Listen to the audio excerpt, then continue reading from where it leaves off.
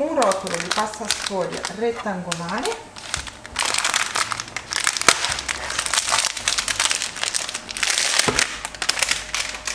srottoliamola,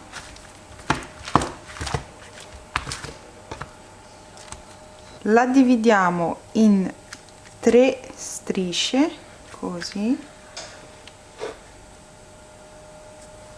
cercando di farle più o meno della stessa grandezza,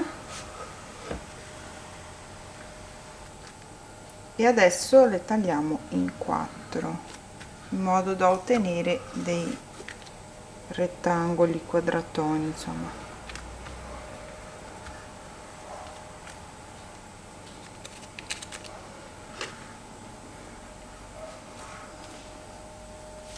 Ecco qua. Prendiamo la sua stessa carta forno, che non bisogna sprecare niente, e la dividiamo come abbiamo fatto con la sfoglia.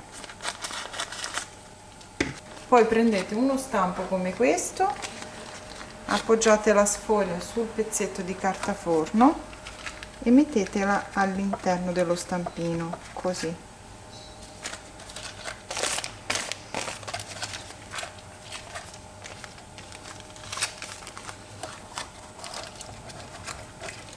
I bordini cercate di piegarli verso la parte esterna. Una volta che abbiamo riempito tutti gli stampini con la sfoglia, non dobbiamo fare altro che bucarli con una forchetta. Bucate molto molto bene il fondo. E via in forno caldo a 200 gradi per circa 20 minuti. Quindi ecco a voi il risultato. Dopo 25 minuti di cottura a 200 gradi, però nel mio forno è andata così, in forno statico, i cestini sono pronti.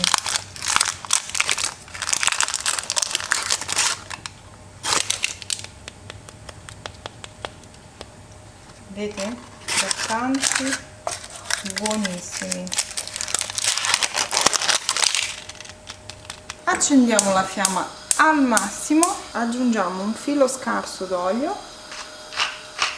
e un pochino di pepe nero. Facciamo scaldare la padella. Versiamo le code di mazzoncole nella padella calda, le ho scongelate, aggiungiamo un pizzichino di sale, le facciamo andare proprio 2 minuti, giusto il tempo di far cambiare colore ai gamberi. Ecco qua, i gamberi sono pronti. Vi assicuro che se li cuocete in questo modo, invece di sbollentarli in acqua, saranno molto più saporiti. All'interno della nostra insalatiera mettiamo un cucchiaio e mezzo di maionese, va molto a gusto questa salsa, e 2 cucchiaini di ketchup,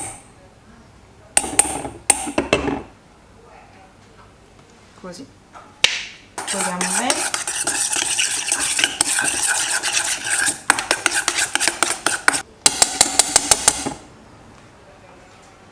Versiamo all'interno l'insalata, sono 200 grammi, aggiungiamo anche i gamberi, ma teniamo da parte qualcuno per la decorazione, e anche la salsina di cottura dei gamberi, che è poca ma c'è.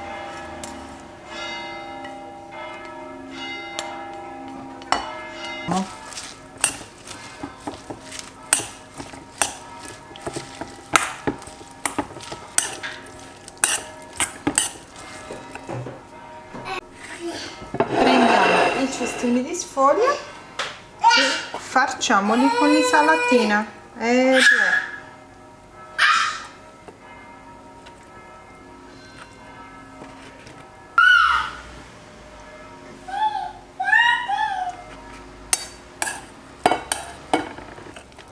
Riempiteli bene, devono essere pieni, non mi piacciono quei cestini mezzi vuoti.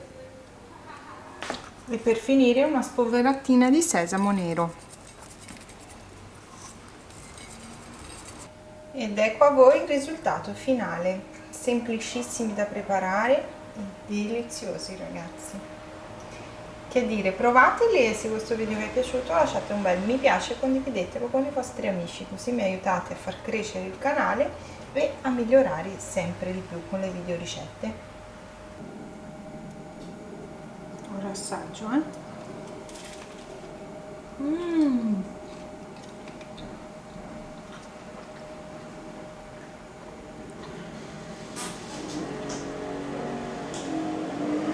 sono squisiti, ragazzi, provateli.